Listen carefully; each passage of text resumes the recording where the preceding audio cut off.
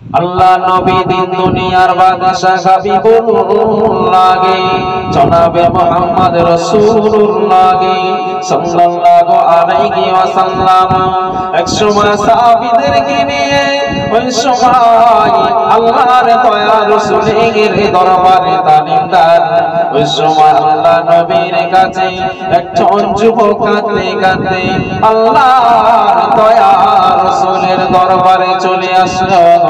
আল্লাহ নবী একজন সাহাবীকে পাঠিয়ে দেন, ও সাহাবী যাও যাও চলে যাও, ওই যুবকটাকে আমার কাছে ডেকে নিয়ে এসো।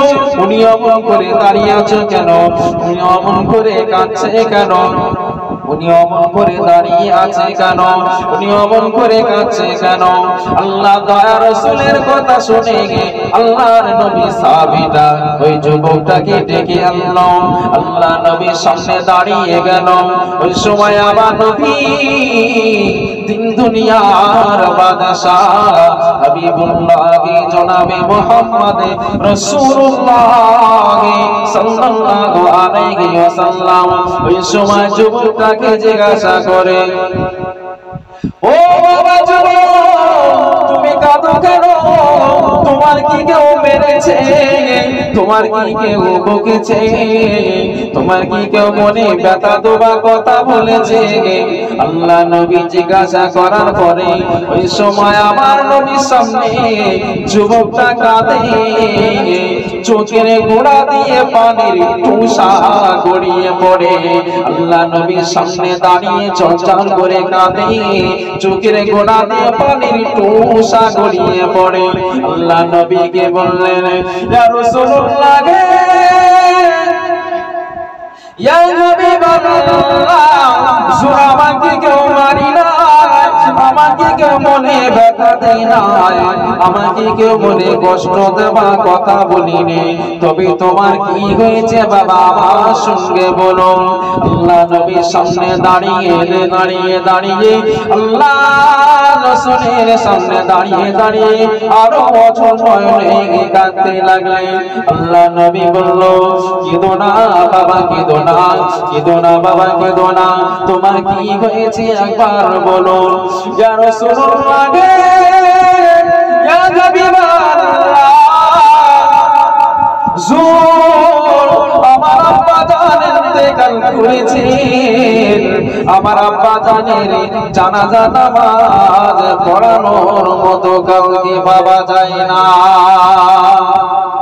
রাসূলুল্লাহ হাবিবুল্লাহ হুজুর, আমার আব্বা জান দুনিয়ার বুক থেকে চিরতরের মতো বিদায় নিয়েছে, আমার আব্বা জানের জানাজার নামাজ পড়ানোর মতো কাউকে খুঁজে পাওয়া যায় না। ইয়া রাসূলুল্লাহ হাবিবুল্লাহ হুজুর, আমার আব্বা জানের জানাজার উপায়টা কি হবে আপনি একটু দেখুন।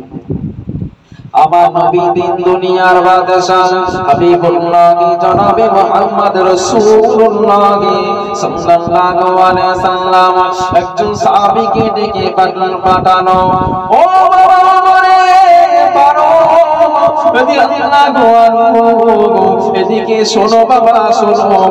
আল্লাহ নবী ডাকা সঙ্গে সঙ্গে ওমরে ফারুক রাদিয়াল্লাহু আনহু আল্লাহ দয়া রাসূলের সামনে দাঁড়িয়ে গেল।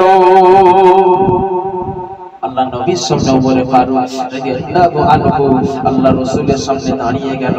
ওই সময় আল্লাহ নবীকে জিজ্ঞাসা করছে, ইয়া রাসূলুল্লাহ হাবিবুল্লাহ হুজুর, আপনি আমাকে ডেকেছেন, আপনি আমাকে ডেকেছেন? আল্লাহ নবী বলছে, বাবা আবু বকর তোমাকে ডেকেছে।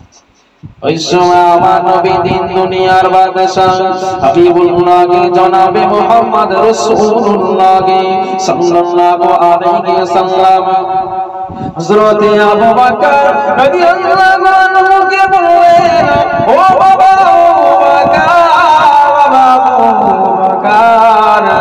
ওই যুবকটার সাথে যুবকের বাড়িতে চলে যাও, ওনার আব্বা জানে জানাজার নামাজটা পড়ে এসো।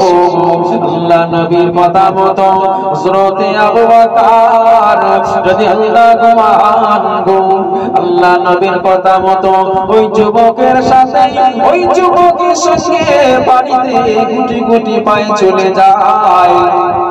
আল্লাহ নবীর কথা মতো শুনে যুবকের বাড়িতে চলে গিয়ে দেখলেন তানারা বাজারের কাপড়ের কাপড়টা উঁচু করে দেখলো গো, তানারা বাজারের মুখটা কালো সুপারের ন্যায় হয়ে গেল।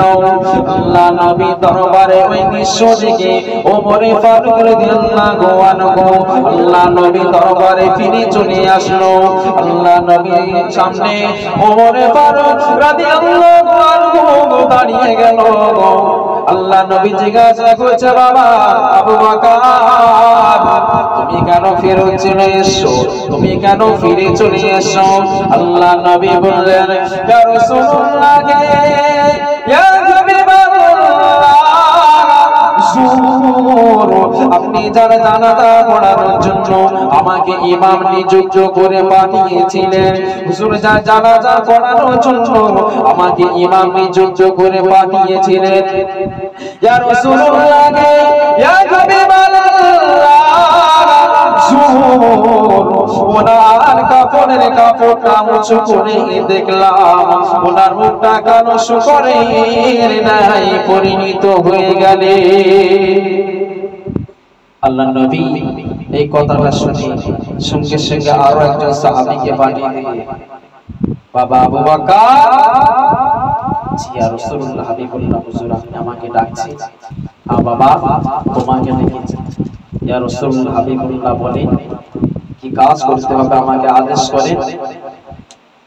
আবু বকর যাও চলে যাও ওই যুবকটার সাথে চলে যাও, ওনার আব্বা জানে জানাজা নামাজটা পড়িয়ে আসো। এমন একটা সময় আমার নবীর কথা মতো আবু বকর রাদিয়াল্লাহু আনহু ওই যুবকটার সাথে গুটি গুটি পায়ে চলে যায়।